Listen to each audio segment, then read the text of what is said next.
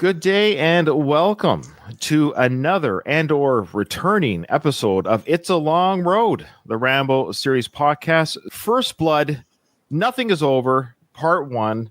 I'm your host, Ryan, and I have a special guest. Before we get to the guest, I just want to say thanks to everyone who's hung around, who has been patiently waiting for another Rambo-centric episode. I did say when I ended the series with Dom that it might never really come back. We don't know, but to not quit your feed because such a day may occur like today. It's arrived on your feed. It's a fresh, brand new episode covering First Blood. And we'll get to what we're doing here if you really don't know what we're doing here. But I want to welcome my guest, first-time guest, Stuart Stokes from... I am originally from Ireland, but since turning 23, I moved to the United States, moved to New York in search of a job, which I did find. After 10 years of living in New York, I moved to New Jersey. Oh, that's where I'm currently taking this call from today. Stuart, the reason why he's here is because what I did is I put out on my social media and on a little mini episode of, hey, I'm doing this series again, 4 episodes per film. It's a trivia series, conversational series, or like a reboot of the Rambo franchise on the podcast feed. And I'm looking for people who don't mind going on the mic, maybe for the first time, or fellow podcasters, people that I've never met before. I kind of want to do this with people that I've never met before. I love the old faces I've been with 100 times, and I'm going to keep podcasting with those individuals. I'm interested in seeing other fans of Rambo and specifically fans of my show. No, I'm just joking. You wouldn't know about this call if you didn't know about my show. So, Stuart, how did you stumble across the podcast? So just before we get into that, I'd just like to say that I'm humbled and honored to be on your podcast. I want to give you a nod of appreciation for what a great job you've been doing on your podcast series. Your podcast, they don't come across as interviews. They're conversations between friends and between fans, and you've a great way of putting everybody at ease. I'm going to break that streak today with you. This is my first podcast, so please put me at ease. Yeah, that's great. This is very, quote unquote, brave of you. Not very many people are willing to show their face and have their voice heard. Congrats to you for taking this on and actually being the debut episode of this reboot. How do you feel to take on that mantle? Yeah. I'm very nervous. I've been very nervous about this, but also very excited. I'm looking forward to it.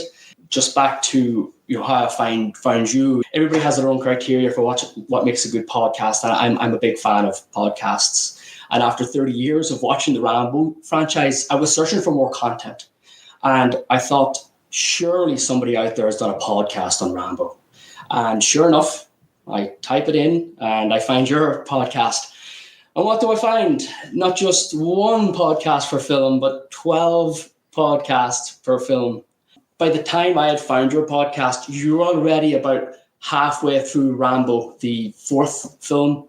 So you were like 40 odd episodes in already. So not only did I find the content I was searching for, I also found a lot, and I had a lot of catching up to do.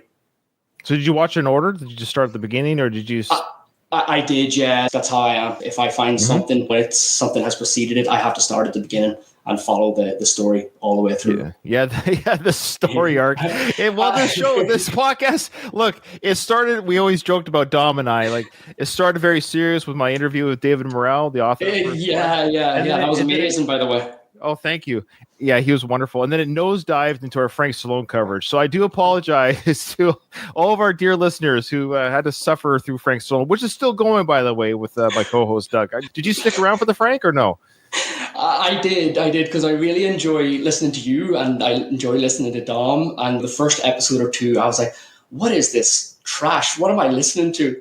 And then I give it another episode, and I was like, this is actually hilarious. This is great content. I still wait for the Frank episodes. Do you think anyone is doing what you're doing, where they're like, there's got to be a Frank Stallone podcast out there? There's got to... I wonder. Okay. There's always somebody for something. That's actually true. Look, people find this show, and I want to say to all the dear listeners, all the episodes haven't been booked yet. I've had some great people have already reached out. Ideally, it'd be nice to have 40 different people. Or is that right? No, my math was totally wrong there. What am I doing here? 20. Yeah, 4 episodes, 5 films. It'd be really great to have 20 different people, 20 different voices, male, female, short, tall, small, old, young. It doesn't matter. I'm looking for whoever is a fan of the films and obviously listens to this podcast. So, Stuart, today you're showing the listeners what it is it's going to be. We're going to figure it out as we go. There's no real format other than, yes, we are drawing from, this is the whole point why we're rebooting this, from the Rambo trivia book. So here it is. Again, you can buy this now. It is available on Amazon. So even if you're playing along at home and you're going to get the answers, I really want everyone to buy a copy. I know I'm plugging this because Rocco, oh boy, I had his name written out. I wish my co-host from the One More Round podcast was here, Kyle Mushreddy. Oh, I'll get it, Rocco. Now I just call him Rocco. He's a teenager now, but he wrote the Rocky trivia book when he was like 10 or 11 years old, and now he tackled this one. It's fantastic. I haven't looked ahead at the questions. Well, I did a few for this episode just to get an idea of what are we into. I don't know the answers to the ones I didn't know. I didn't cheat. I probably will get the lowest amount of points compared to my guess. I'm not very good at trivia, but the idea of the trivia too is, one, to support Rocco. You can get this book on Amazon. Two, the questions will elicit conversations. Just be quick little, what do you think of that scene or that moment that the trivia question asks? It doesn't necessarily go in order of the film, which I kind of like. And for those who don't know, I actually did write the foreword to the book. So that was an honor of mine that Rocco asked me to do. Actually, no, he didn't ask me. I just did it. No, I'm sorry. Rocco asked me, and I was very humbled to do it. So anyways, that's the format. But before we get to the meat of the show with the trivia, what is your fandom? This is number one for me, just because of what it means to me and the memories I hold from when I was watching this movie, especially for the first time. My memory of the very first two films I ever watched were with both my grandfathers, my dad's father and my mother's father. And with my dad's father, it was First Blood. And with my mother's father, it was Disney's A Jungle Book. Oh, wow. I was 7 or 8 when I watched both these movies. One of them was definitely more age appropriate than the other. My grandfather, he didn't sit me down and say, hey, let's watch this movie. We went over to his house one day and he had it on VHS. He had part 2 on VHS, and it was just on the TV. As a 7 or an 8-year-old, not really paying much attention to this kind of movie that's on TV. Right. If it's a cartoon, sure, I'm all in. But it was the cliff scene that I noticed.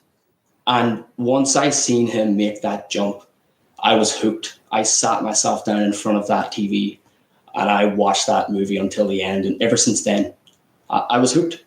That is a moment that does stick with you. I saw the movie about the same age. I was about 8 years old when I saw it for the first time. I'm old. I saw it when it was new on VHS. I was about 8 years old when I saw it too. And yeah, that scene is indelible in your memory. Just, whoa, there's a dude falling off a cliff. And it's the freakiest, craziest stunt ever. I love it. Yeah, those VHS tips I spoke about, we still have those. We still have them at home, so we can call on them anytime we want. I almost want to dig out an old VHS player, put them in and see what differences there are to watching it, a VHS from the 80s to watching it today in high def. Oh, yeah, that's cool. You never know when we're going to lose the internet. So, yeah, hold on to those. You're right. But, yeah, just more on the film and the franchise itself. It's so rewatchable to me. And it's also familiar to home as someone who doesn't live where they grew up anymore. That movie is familiar to me. The scenery is beautiful. That opening scene where Rambo's coming down that winding, steep dirt road with the trees behind him, it reminds me of a similar type road close to where I'm from at home. As I watch these movies more and more, I get more out of them every time I watch them. I spoke about the cliff scene, and that was what hooked me in. It was an action movie with really cool stunts. That's what brought me to it as a kid. But as I watched it more and more, and as I get older, I see it for those things still, but I also see it as this tragic drama. Rambo, he's such a complex character, and so much happens inside his own head that we're only left to assume what he's thinking.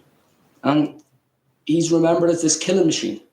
And rightly so, because I looked it up. He's killed almost close to 500 people in the movies. And as you know, in First Blood, no spoilers here because this movie's over 40 years old. Oh, yeah. He kills one person, and that was an accident. So, the intent wasn't to kill, it was to deter, you could argue, yeah. Unfortunately, the Rambo franchise is seen as a bit of a joke. And I get that because the sequels are fun. But if you take First Blood for what it is as a standalone film, it's a top tier film. Like, it never gets any less thrilling for me, this film. In the case of First Blood, everything's real. There's no green screens. There's no trickery. I often think about older movies or movies that I've seen as a kid.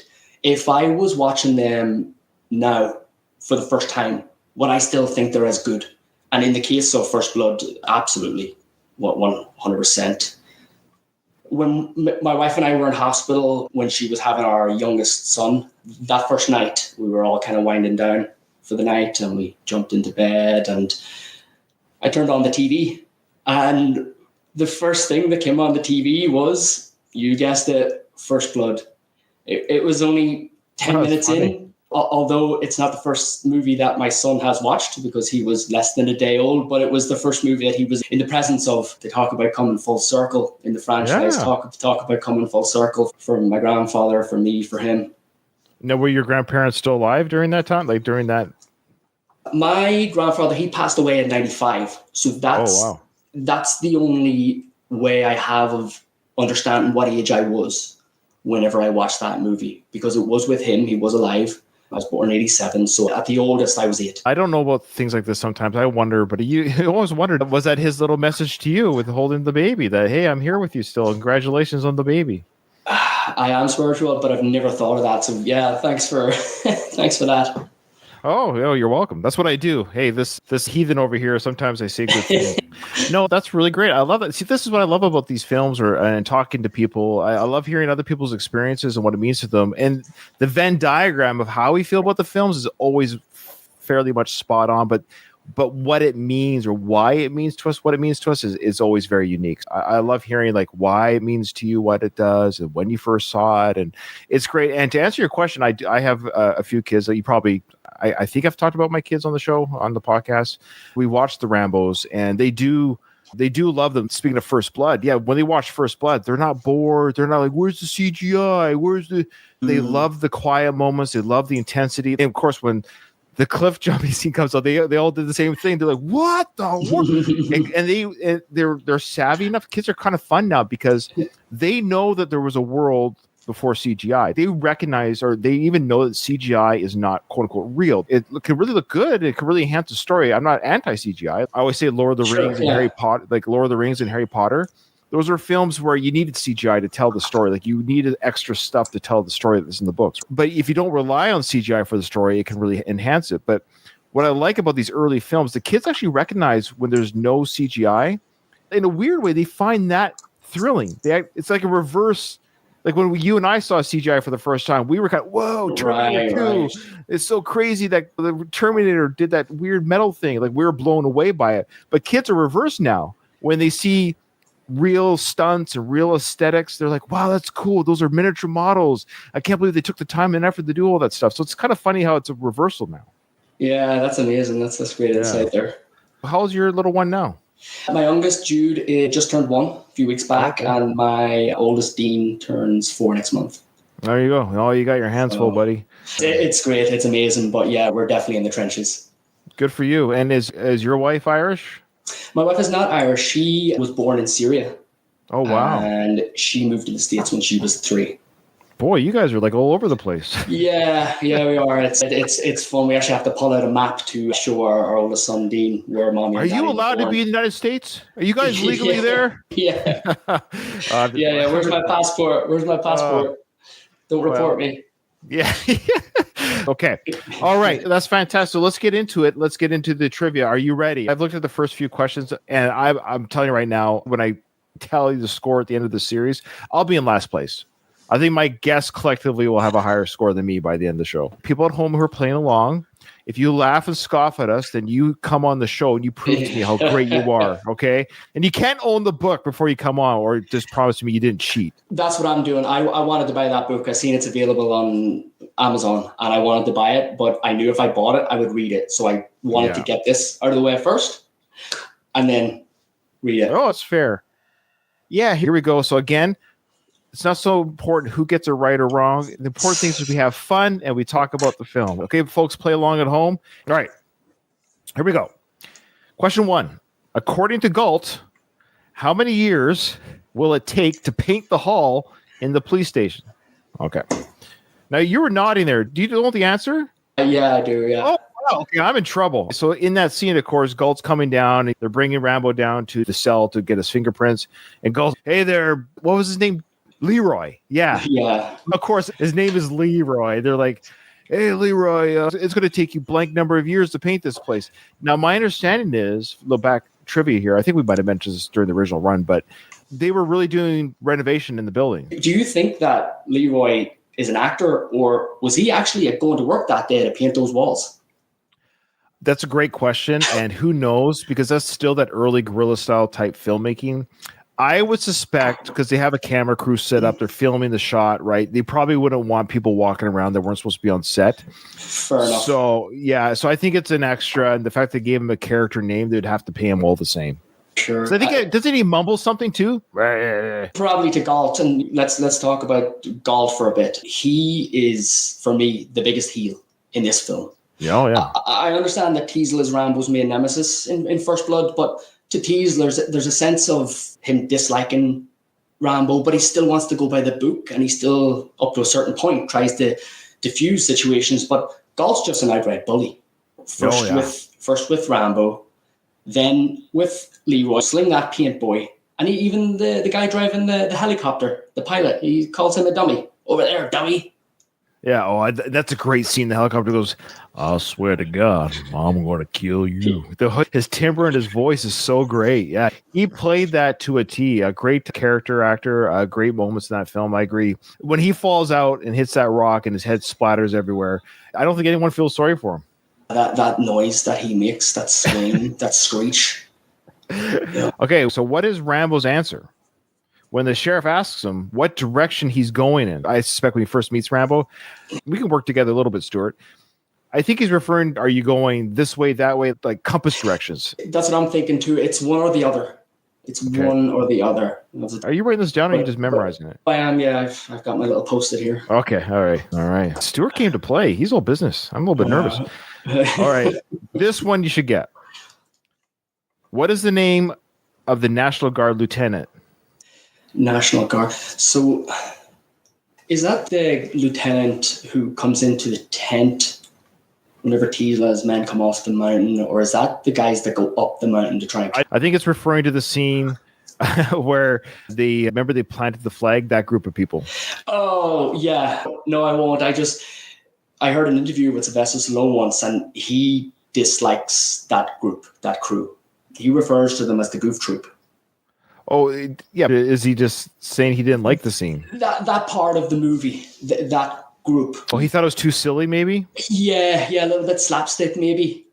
Yeah, it's kind of bad because it paints the National Guard in a bad light, which I don't think is fair. They're probably much more professional than the film portrays. Agreed, 100%. Teasle and his crew couldn't catch Rambo, and the people that come to help Teasle and his crew can't catch him either. I think it's more to big up Rambo's ability that no one within this region can catch him.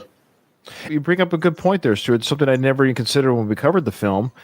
The tension or the overall feeling of the film is kind of broken up by that comedic moment because I'm not going in there. And the whole stuff is, it's kind of silly.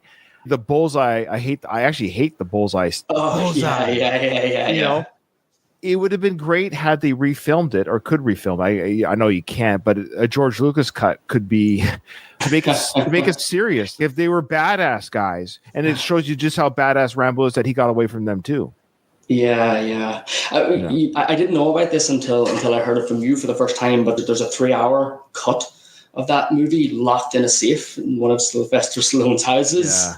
Yeah. I'm just curious: is a lot of that extra 90 minutes the National Guard that he dislikes so much? Maybe. I've heard some stuff that's in that cut, I think is what is in that cut? But I think there was like a lot of drawn out scenes. You can actually Google online some of the scenes that were cut from the film. That I think there's one where Sly was saying too, or something that Rambo is being a little bit more like crazy-ish, kooky. So it was out of character within the film. Sly says to this day, had the original cut ever been released, it would have ended his career. That's how badly he thought of it. Oh, wow. Yeah.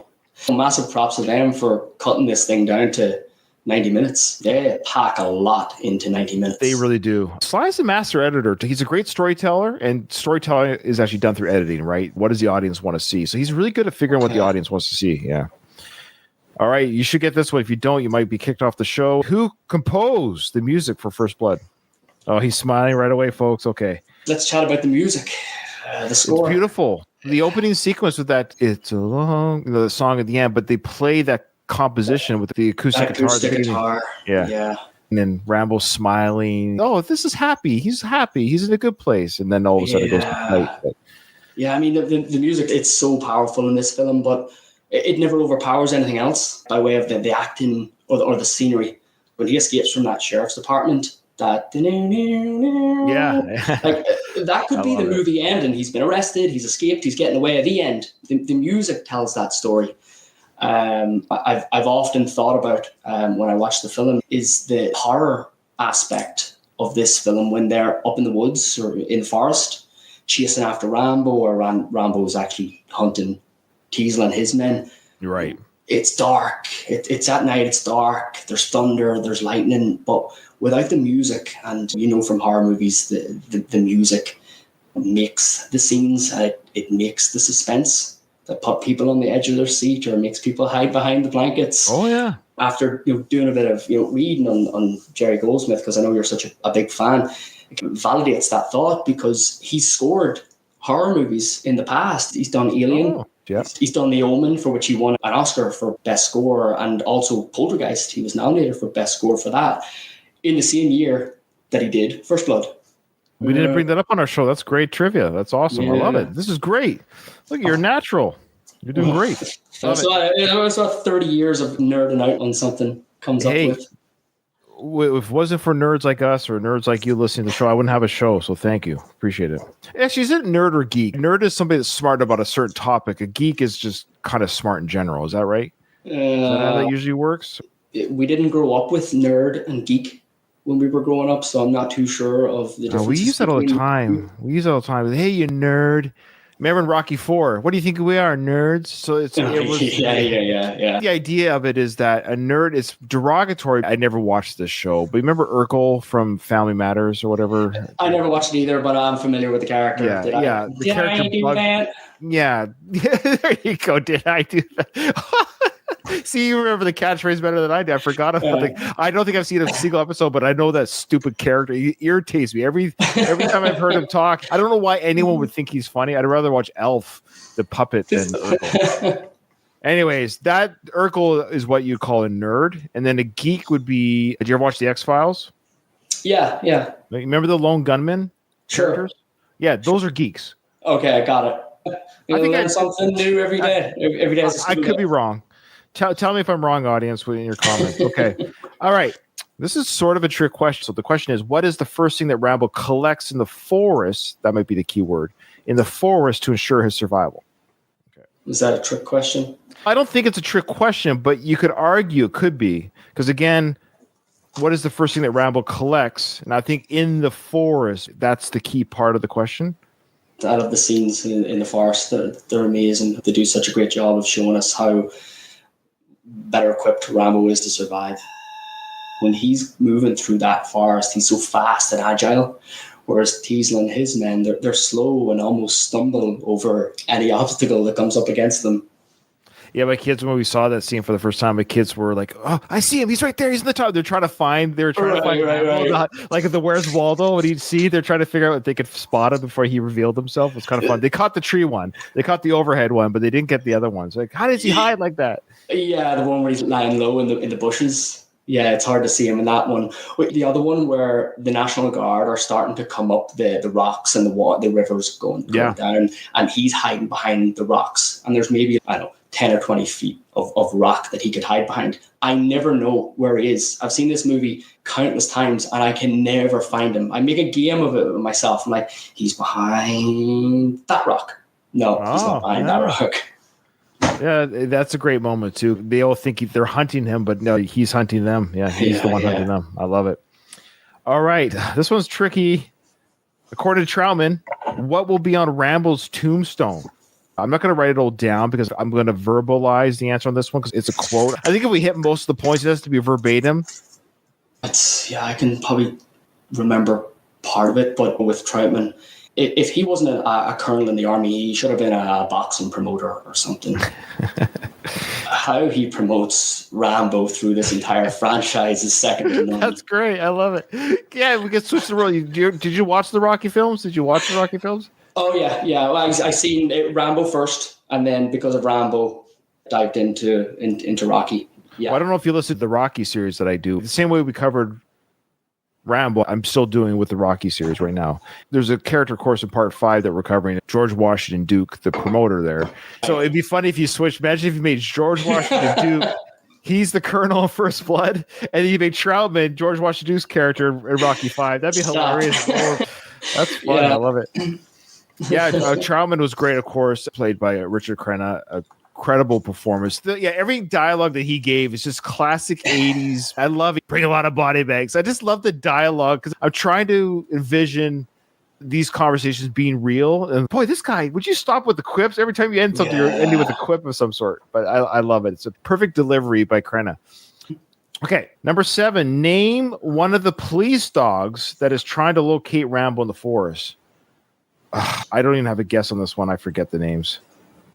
There's 3 of them. I think he refers to them all as girls, if I remember correctly. The one thing I always remember about those dogs growing up is that they can eat and run at the same time. Yeah.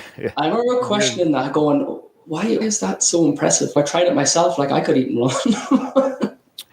I am a dog owner. My dog definitely loves to eat. I think the idea Same, like animals in general, I think humans might be the only ones that really don't. And maybe you could argue monkeys swinging through trees with a banana.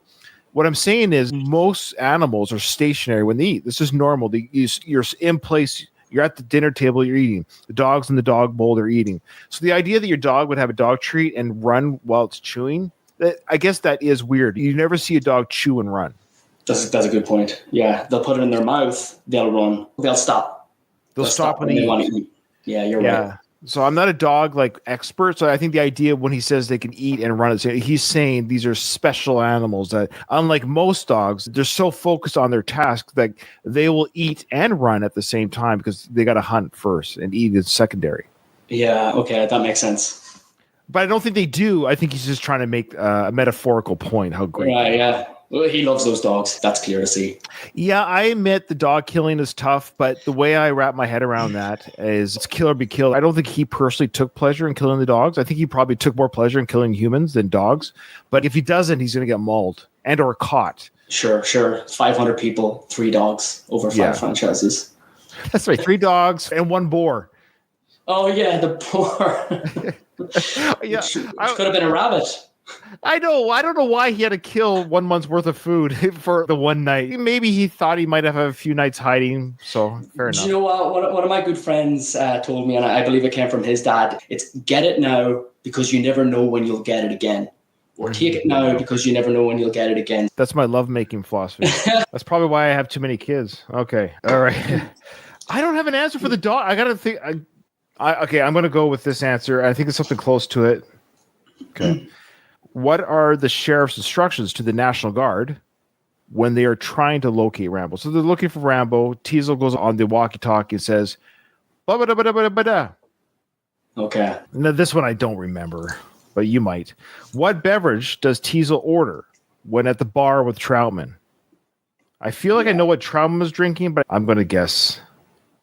Yeah. What did you think of that scene in the bar? I absolutely love the relationship between Teasel and Troutman, or the chemistry between Richard Crenna and Brian Dennehy in this film. Every time they interact with each other in the film, it's just amazing. Yeah, powerhouse actors for sure. Yeah. When they first meet in the tent, it's almost comedic. They're going barb for barb against each other. You're not going to catch Rambo. You don't think I'm going to catch Rambo? We're going to catch Rambo. But I think in the bar scene, it's them kind of meeting together in the middle to find a common ground just to finish what's happening, what's going on thus far in the film. There's a nod to the book where Teasel asks Troutman, if you had found him, what would you have done? Give him a big warm kiss or hug or whatever? Or would you have blown his brains out? Now in the book, that's what he does. At that point, I'd never read the book and never picked up on that. And when you mentioned it on your podcast, I went back the next time I watched the film and I waited for that line. And it's so obvious that that's a nod to the book. Yeah. Yeah, I think it's great. Yeah. The other part that I liked about that scene too was the juxtapositions between the law enforcement side of killing and military. In the military, for example, in war, this basic war, you have a soldier versus soldier. You're authorized to kill. There's no questions. Like, you don't talk the enemy off a ledge. When you're in a battle of nation versus nation, the majority of the fighting is just you shoot and ask questions later. There's the enemy, downrange, fire your weapon. They're in sight, you fire the weapon. In police force and police work, they don't do that. They're not supposed to do that. Meaning, you talk, you figure it out. What is the escalation of force? All that stuff, right? I mean, there's rules in war, but you get what I'm saying. There's a lot more talking, conversing, talking people off ledges. We don't want to do this. What are we doing here? What's happening? A lot more find out questions and stuff.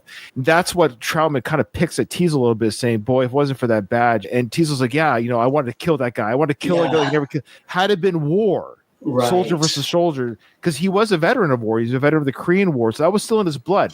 His training was the Korean War, the conflict. So he was used to killing his enemy.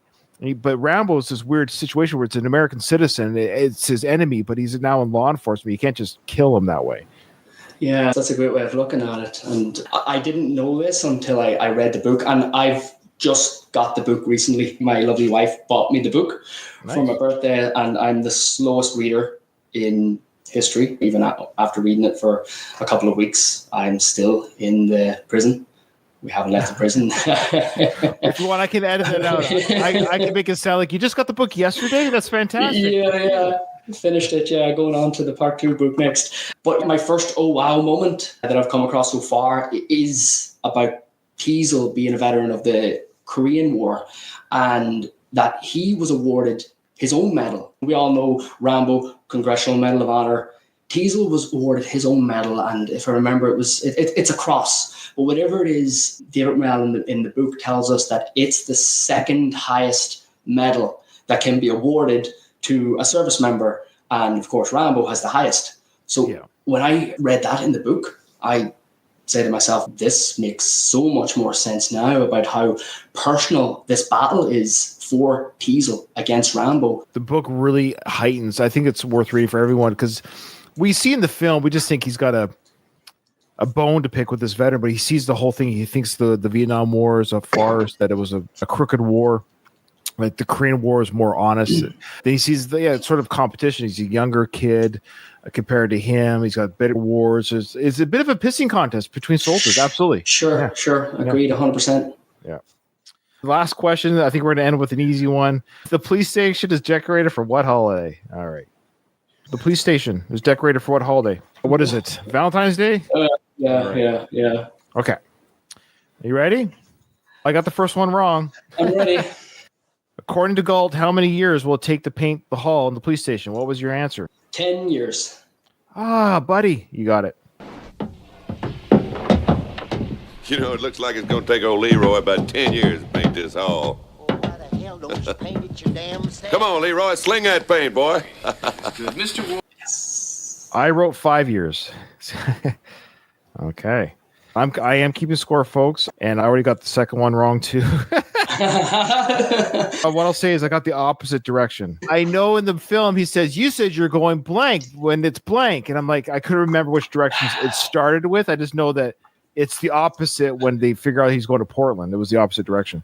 The question is, what is Rambo's answer when the sheriff asks him what direction he's going in? North. Good job. Where you headed? Portland. Portland is south. You said you were headed north.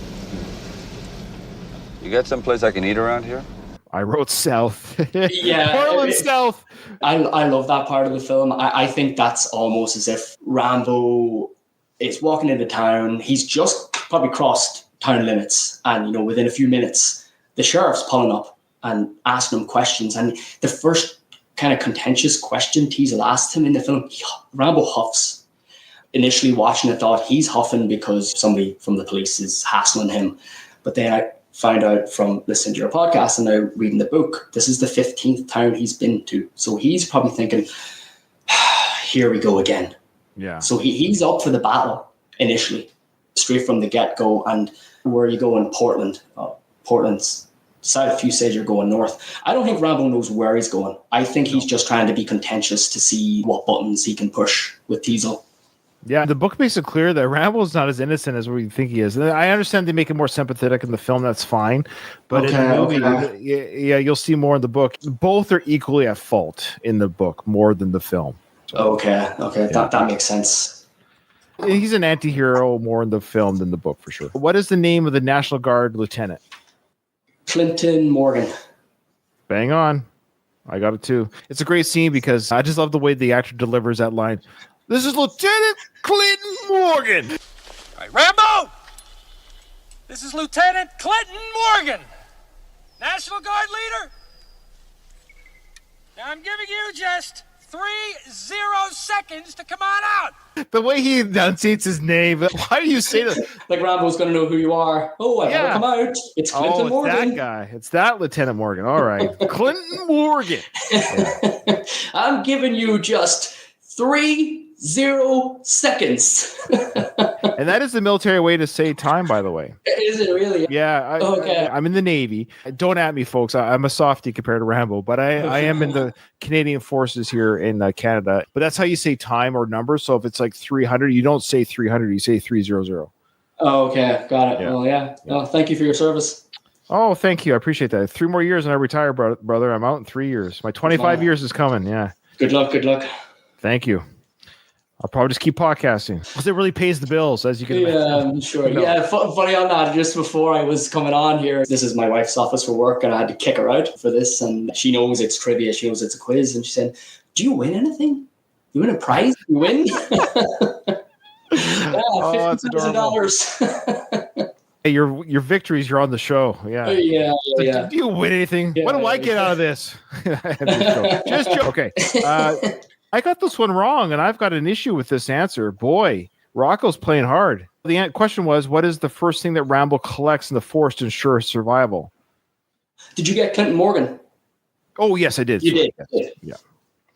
What is the first thing that Rambo collects in the forest to ensure his survival? What'd you put? I'm worried that this is kind of like a trick or whatever, but it's fine. I think it's the canvas.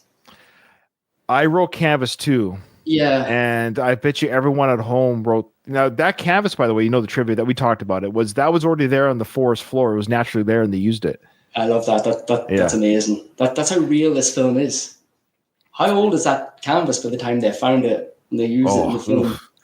Yeah, and that truck is still there, too, by the way, I think. Is it really? That's what I've heard. Okay, you know what he wrote? I'm going to look at the film afterwards. So the answer is he wrote a wire. Okay, so it's the canvas and the wire. Okay. I did write down canvas and wire. Did you write wire, though? I did, yeah. Yeah, I did. I got to give you the point. You see it? Yeah, I see it. That's amazing that you wrote wire. Wow. I thought that was a rope up until very recently. Like on a recent rewatch of the movie, I always thought it was a rope, but then I was looking, you look at different things when you've watched something 30, 40, 50 times and you notice different things. I just noticed that the way it was hanging, it didn't hang like a rope. It hung like an electrical wire. Cable. Good. That's awesome. Good catch. Wow. Good for you. Okay. According to Troutman, what will be on Rambo's tombstone? I'm going to let you say it first before I look. You don't have to get the exact. You don't have to get the exact wording, but what is it? Basically, he says will be. Here lies John Rambo, survivor of countless excursions behind enemy lines, winner of the Congressional Medal of Honor, arrested for vagrancy in Jerkwater, USA. That's going to look real good on his gravestone at Arlington.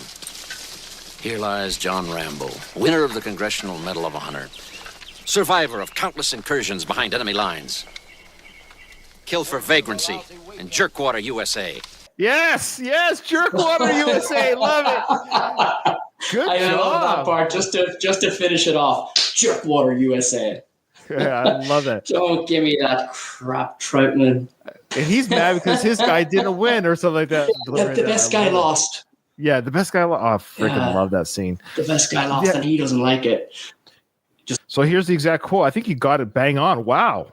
I think you got it bang on. Here, I'm reading from the book. Here lies John Rambo. Go read it out. Yeah, here lies John Rambo, winner of the Congressional Medal of Honor, survivor of countless incursions. Good job. Behind enemy lines, kill for vagrancy in Jerkwater, USA. Wow. We both got the point. I have a knack of remembering things like that. That final scene where Rambo breaks. I don't know it word for word, but I do remember a lot of it. I do remember so much of that final scene because it's almost the build of the movie. I know that when Rambo gets into the town and the action scene of him blowing up the town is the huge payoff for everything that we're building towards. But that final scene is really the big payoff of the movie for me because he doesn't speak a lot in the movie. And it's in the final scene where he explodes verbally. He starts off with being really angry, talking about the people protesting him and spitting at him and not being able to hold down a job. And then it descends into depression when he starts to tell stories about his friends. Listen, I wasn't even born whenever the Vietnam War happened. Right. I wasn't even born when First Blood Part 2 came out. I'm not American. I'm not connected to any of the countries that were involved in the Vietnam War, but that speech that he gives, that makes me care about people's experiences. It's heartbreaking to listen to, and it's so real. All the stories, I'm sure you know this, but all the stories that he tells, they're all real stories. He went to veterans of the Vietnam War and talked to them. The story about the shoe shine box, that's real. A soldier wanting to take a trip to Vegas when they get back from the war, that's real. Even Troutman's actions during that scene. Him and Rambo have this great father-son relationship, but it develops over the course of the franchise. We don't really notice it too much in First Blood. Certainly Rambo probably doesn't even see it too much in First Blood, but as Troutman's listening to Rambo break down, he still keeps that professional, superior officer approach, but you can see Troutman's lip quiver. He's moved by what he's seeing. And part of me was like, would you put your arm around him or hug him or say something? But it was something that you said that really clicked with me. He says nothing, because when's the last time that he spoke like this? Probably never. So by not saying anything or not doing anything, he's doing Rambo a service by just letting him get everything that's inside his head out. Well said. That's awesome. Very well said. And I suspect, again, just because Stuart talked about it today, folks, if you're coming on as a guest for the next 3 episodes of First Blood, by all means, share whatever scene that I want to hear other people's feelings on it, but you nailed it. And I think you did a very good job there explaining that. Thank you for that. Yeah, I hope I didn't spoil the answers. That's fine. Don't worry about that. Okay. Name one of the police dogs that is trying to locate Rambo in the forest. Do you have a name? I do. Maggie. Kill him. Go get him. Go get him, Maggie.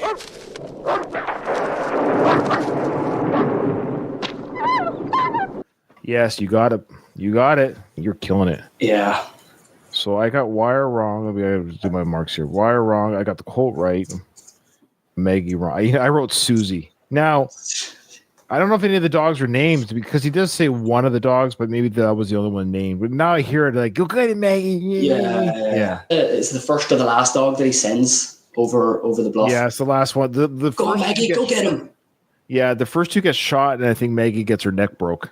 Okay. Yeah. By the sound effects, we never really know, but it's not a gunshot kill. What are the sheriff's instructions to the National Guard when they are trying to locate Rambo? Not a clue.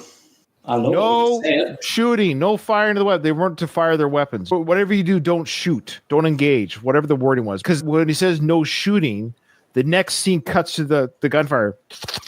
Right. Okay. The show, they totally disregarded it, because it was literally the order he gave, however he worded it. I don't think I'm going to lose marks, but he told him not to engage or fire on Rambo. Oh, he actually did the whole quote. Will you give me the point, audience? So he actually wrote the whole quote. Surround the area with every man, but don't move in. Don't do anything till I get there. And no shooting. I don't want him dead. I want him alive. Yes, I know exactly where it is. Now listen to me very carefully. Surround the area with every man you've got, but don't move in. I repeat, don't move in. In fact, don't do anything till I get there. And no shooting. I don't want him dead. I want him alive.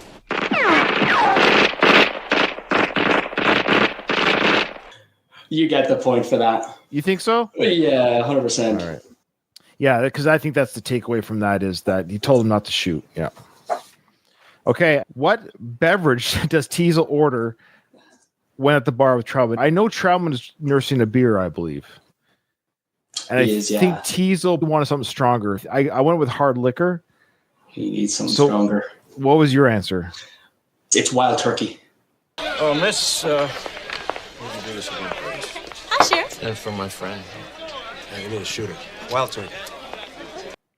It's a shot of Wild Turkey. Oh, my God. What kind of alcohol is that? Do you know? It's whiskey, isn't it? Oh, you're probably right. I'm not really an alcohol guy. I wrote Scotch. Look at the Irish guy getting something right on whiskey. Hey! Yeah, you probably eat potatoes too, don't you? Love my potatoes.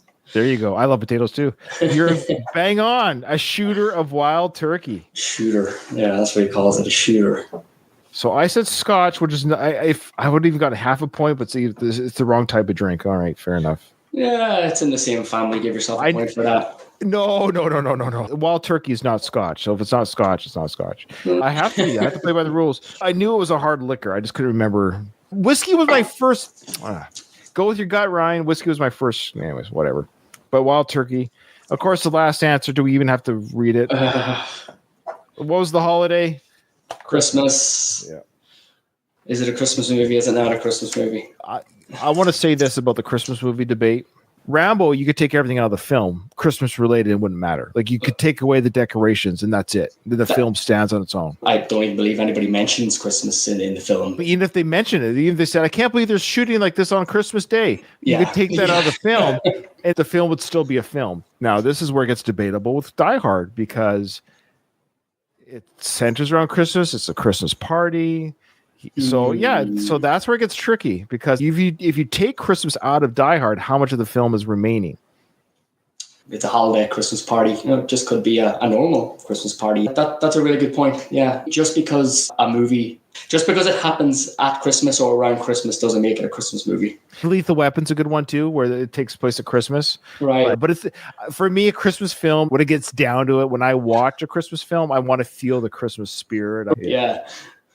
That's it, folks. That's how it works. This is part 1 of 4 for First Blood. Nothing is over.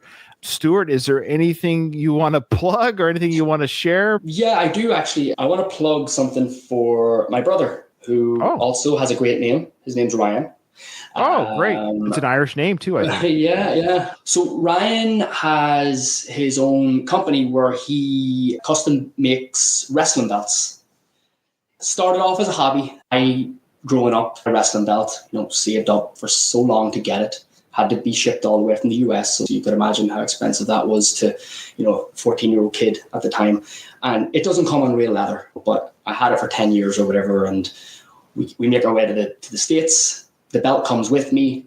And one day he just takes a notion that he'll jump on the train, go to a leather store downtown, buy a hide of leather, bring it home and actually replicate this like faux leather plastic material that's on the belt and make it into real leather. So he did that and it turned into a hobby for him. And then that hobby turned into a business for him. So yeah, he can do what he did with my belt, or he can custom make belts from scratch. One example is a customer reached out to him and said, hey, I'm a student at the University of Alabama and I'd love a wrestling belt with the Alabama logo and a few other things. So he worked closely with the client and designed what he needed, what he wanted.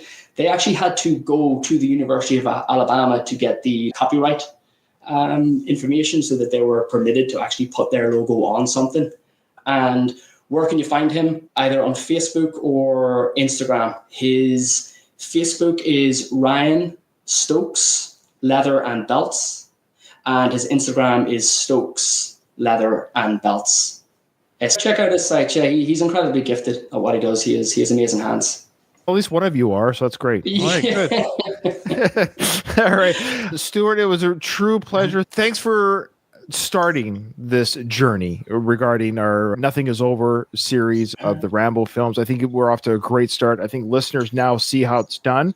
If you think you have what it takes to be a guest on the show, send me an email, again, via the show notes, and let me know why you think you're good to be a guest. I think First Blood is pretty much booked at this point. So just tell me that you're good to go to be a guest. It doesn't matter which film, because it's just going to be a matter of scheduling. So I don't really want to promise anyone any films at this point. So it's just you'll get in when you get in. So the first 20 or 19 people from this point on get in type thing. Yeah. But if no one answers the call, I think I might call on people like Stuart to come back if you're willing to come back. I'd love to come back. I'm so happy I was able to sit here and chat to you about a film that I love so much. There's so many fond memories from my childhood and just throughout my life. Thanks for giving me the opportunity to do this. Oh, it was absolutely my pleasure. You were great. You're fantastic. You're a natural, my friend. Other than the accent, you were perfect. So, all right. I did try and slow it down a bit. Oh, you're fine. Yeah, I talk fast too, by the way. It might be a Canadian thing. I talk fast all the time. And I'm like, does anyone listen to me at 1.25 or 0.5 speed? Because I talk fast. All right. Thanks, everyone. Thanks for listening. This has been a lot of fun. But with that, though, this episode is over. Nothing is over. Nothing. You just don't turn it off.